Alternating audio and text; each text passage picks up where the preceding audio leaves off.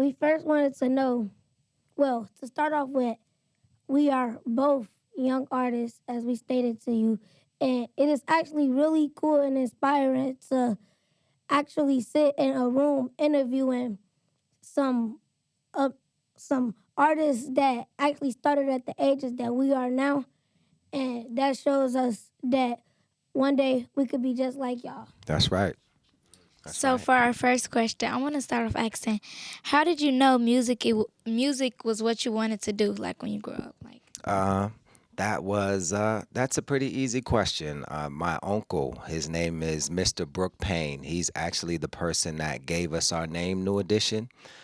Before New Edition, and he began to manage this group. He managed other groups. One of them was called the Temptations. There's another one called well, I'm sorry, not the Temptations, but the Transitions and the Untouchables. And he was just known for having these groups in the Boston area, local area, that were the best. And all the talent shows, they would win all the talent shows. He actually put together another group called Body Construction, which was 16 girls. So when I was your age and even younger, 7, 8, 9 years of age, I would always ask my uncle, one of these days you have to put me in one of your groups.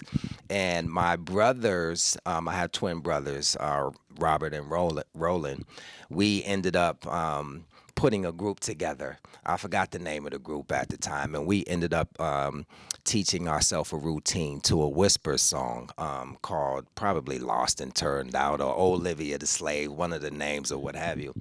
And we ended up performing that song for my uncle, probably right around that same age that you guys are, 10, 11. And at that point, he saw that we had something, or his nephew had something. So when the opportunity presented itself with New Edition, they were going from a 4 boy band or group to a 5 boy group. They were looking around in their project to see if, one of the kids in their projects would actually fit in this group, and nothing ever transpired. So one day my uncle came home and said, do you want to be in this group called New Edition? And I heard of New Edition. Of course I do. This is my opportunity. So he taught me a routine to a Jackson 5 song. And that next day, I went to Bobby's house. You guys heard of Bobby Brown, of course, I'm sure. And I performed it with the guys, and really the rest is history as far as me being in that group. But in Boston, it was just a huge thing. Like, kids our age always wanted to enter talent shows and figure out how we could make the girls scream and, potentially make $5 or $10, which would be the prize for winning these talent shows. So, it was the atmosphere in Boston, and my uncle being a mentor or an inspiration for me. That was the reason why I wanted to enter into music. So you kind of actually already answered this question, but who inspired you growing up? It would be my uncle. It would be my mom was a big inspiration, just watching some of the things that she did to make ends meet for us. She worked 2 and 3 jobs just to make sure we had a roof over our head and food to eat and all of the above. So my uncle was a huge inspiration. My mom was a huge inspiration. My mom and dad got a divorce when I was very young, but my dad was a huge inspiration. I always wanted to be around him and on his side of the family. He was very good with his hands, no matter what it was, like a boxer or a mechanic or what have you. And then on top of that, there were outside influences. I mean, Dr. Martin Luther King, Muhammad Ali, Bob Marley, Bruce Lee, people like that that I didn't get the chance to speak to until later on in life. But from the television or what have you, those were some of my inspirations as well. okay, another question is, what helped you get better as an artist when you were our age? Repetition, practice, practice, practice, practice, practice. and over again. Practice, practice, practice, practice, honing your skills. New Edition started in 1978, long time ago. Um, 2 years they would rehearse with my uncle on their routines in mirrors, holding a brush, in the mirror because they didn't have a microphone at the time, but just learning how to make facial expressions, learning how to engage and have eye contact with your audience. That repetition over 2 years, and then I entered the group in 1980, and there was more repetition. I'm talking about 5, sometimes 7 days a week. After our homework, we were rehearsing for 2 hours a day, sometimes even more. And all of that repetition between 78, where I got in the group in 1980, and our first record came out in 1983. 5 years later, we could have given up at any point, but we didn't. And because of that practice, that repetition over and over and over again, we were prepared for the opportunity when it presented itself, when Candy Girl came out. And honestly, that's the reason why we're still in this industry today, because of the commitment and the dedication we had to making sure that we could be the best entertainers that we could be. And when the opportunity presented itself, we were prepared. When I see you guys on that television, I can tell you're putting in some work, And okay, it may take a little bit more work. It may take a little bit more commitment and dedication, a little bit more time. But as long as you don't give up, you will be prepared when the next opportunity presents itself. So repetition. And to piggyback off of that, you rehearse under a dim light Yeah, to show off under a spotlight. that's right. Hear what I just said? You rehearsed under a dim light. Before we showed up here, y'all was doing your thing. That's the dim light. But once you saw us, that's the spotlight. That's right. And always remember that when you want to be easy and not be tough on yourself, somewhere, someplace, is somebody with less resources, less talent, that's busting their tail to be exceptional. That's right. That's And the right. equation I give is America is the only country where soccer's for the privilege. Every other country, soccer's their survival. Our national team goes to prep schools, they go to private schools, they're from the suburbs, right, Will? So when those teams that play soccer for survival get a chance to play America, they want to kill us. Because America got the sponsorship, they got the partnership, they got the resources. So every time y'all rehearse, every time y'all do this, realize that somebody in Aiken, South Carolina, Mobile, Alabama, the other side of Chicago, they're saying they want the same slice of the pie y'all want. Yeah, that's right. They may be less talented, but that work ethic, time after time after time will eclipse at some point the most talented individuals. My uncle, to piggyback off of what Marv said, he said, what you do in rehearsal is what you're gonna do on stage. Like that's how you perform. That's it. Yeah. So if you're not rehearsing, then okay, when you get on stage, 1 or 2 people might like you in the room, but that room is full is 100 people. So how do you get to the point where that rehearsal um, allows you to be prepared to engage 70 out of the 100 people, and then you have something that's magical at that point. And don't let your peers discourage you from your greatness. Because I'm sure in your journey of you all doing this at a young age, somebody's going to say, man, you ain't got to do that today. It's not that serious. Yes, it is.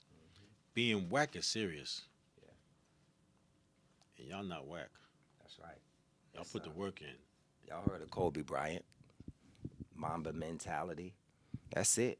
I met Kobe a couple times, and one particular time, I'm probably about 22 years of age, right? And we're getting ready to go out to the club, to have a good time or what have you. And Kobe he's focused. I'm not going to the club. I see y'all maybe tomorrow earlier in the day, but this is at probably 10:30 at night, almost 11 o'clock. He said, I'm going to the gym. And he had already been to the gym probably twice before he came to see me. So that repetition, that dedication is very important. So this kind of leads into my next question. So, what advice would you give to young artists or young kids like us? Man, you know that you can do anything that you put your mind to. Honestly, it's going to take work, it's going to take dedication, it's going to take sacrifice. When you, at times, when you may want to play Roblox or, you know, PlayStation or whatever it is, y'all might be a little too old to play Roblox, at 11. I have kids that are 8. Do you play Still Roblox? play it. You I was still just play? playing it before this. See? So you got to minimize your time and some of the outside distractions. You still got to have fun, as kids, to a certain extent. But the more you do now in life, the easier it's going to be for you later on. So know that you are cut from a great cloth. You are young kings and queens, honestly, and you attack things knowing that to be true. And at some point you have that never give up mentality, and you'll cross that finish line if you stay dedicated and committed. I'm sure you. And study greatness. That's right. There's nothing original. When you see Beyonce, in my generation, Beyonce, all she is a mixture of Tina Turner and Diana Ross. Would you agree? Yeah. Study greatness. Yeah. And study the fact that when you study greatness, even if you fall short, you're going to be great. And be hungry. As Ryan said, I have an artist development studio in Atlanta. And I develop artists like Sierra, Carrie Hilson, T.I., Iggy Azalea, and Pink. And I remember one time when TLC and The Brat and a group called As Yet was in my studio rehearsing. And this guy named AJ was bringing this little boy by my studio just to hang out and be a sponge and just peek in the room of who was rehearsing. And he just wanted to sit there and watch them and dream. His dreams became bigger than those artists. His name is Usher. So it can happen. Yeah. Also, Usher's a club kid. He's also in the Alumni Hall of Fame. That's right. Chattanooga, Tennessee. Another question I have: if you was not doing music, what do you think you would have been doing by now? Oh, I was talking about that a little earlier today. We met a gentleman that does development here in the city, Mr. H. Marcus, what is his actual name? Yes. So we walk into his conference room, and he has these blueprints sitting on a desk, on the backside of his conference room. And blueprints meaning a piece of paper with plans on it, of buildings and how they're going to be built and what it takes to make those things happen. And for me, in high school, I went to high school with Satep, this gentleman standing right next to me. Yes, METCO program called Newton North. And in the 11th grade, I took architecture and drafting courses, and right away I knew this was my profession. And I, of course, love music and all of the above, but it was so intriguing to me. And then the next year, I was excited to go back to these same courses, but then Candy Girl, our record came out, and we were off and running, so I didn't really get a chance to go back to that, because for the next 2-3 decades, I'm doing music. So I find myself gravitating back to real estate and seeking information. As Marv said, you got to study the greats and the people that paved the way before you. So yes, real estate, architecture is something that I would have been doing had New Edition not gone in the direction that it has. But I still feel like, okay, that's my secondary pathway now. I started in real estate as an agent in 2002 and set up my own company outside of music. So diversification, you guys have to look that word up. It means, okay, you may love to do one thing, but you have to have, to a certain extent, a B and a C plan. But ultimately, keep your focus. If you want to be musicians, if you want to be an architect, if you want to be an engineer, a lawyer, a teacher, or whatever that is, you want to have a certain level of focus. But then know that you can also think outside the box and have other revenue streams or possibilities as well. So I heard that you guys are on tour right now, and it's just stuck in my brain. Why didn't the rest of the group come with you? Mr. DeVoe loves club kids. That's right. When you're once a product of the mission, on your days off, why not give back to the mission? That's right. So the reason he's here is because he's a product of what y'all represent. We're products of what y'all represent. That's right. And this is not for the cameras. This is not for showbiz. We eat, sleep, and drink when we travel around the country. How can we have a club kids come to the venue, or we can come to them? Yeah. It's a cold winter night in Chicago, and I was rushing my brother here. I said, "Hey, we got to see the club kids." That's right. Thank you, Marcus. I appreciate that. Sincerely, I appreciate that, because the fact of the matter is, like, I'm on the high. Seeing what y'all just did, Yeah. oh my goodness. Right. I'm figuring out, like, how can we press that up? Vinyl is selling a lot more nowadays. You gonna sign us up? Yes. You gonna sign us up? Right. How we Right. can be in the team, huh? But no, it's important for I love it. us to see. It's important for us, as successful individuals, to allow you guys to see the reflection of yourselves. I am the reflection of you. I was once sitting in your, maybe not exact seat, but that seat, and somebody had to pour into me. And that was a pokey, at the Salvation Army Boys and Girls Club. That was Mrs. Calendar, who was the one that ran the Salvation Army Boys Club.